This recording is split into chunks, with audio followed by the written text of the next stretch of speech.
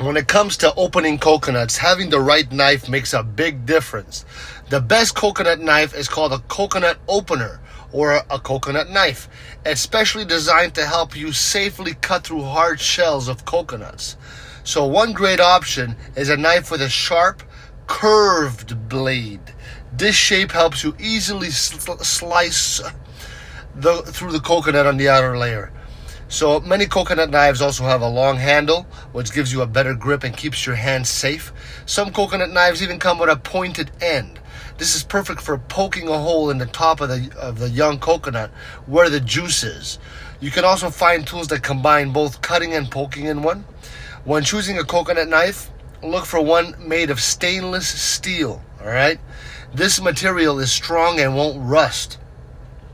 Make sure it has a comfortable handle too.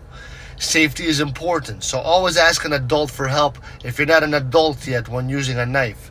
Some adults still don't know what they're doing. With the right coconut knife, opening coconuts can be fun and easy. You'll be able to enjoy fresh coconut water, tasty coconut meat in no time. All right?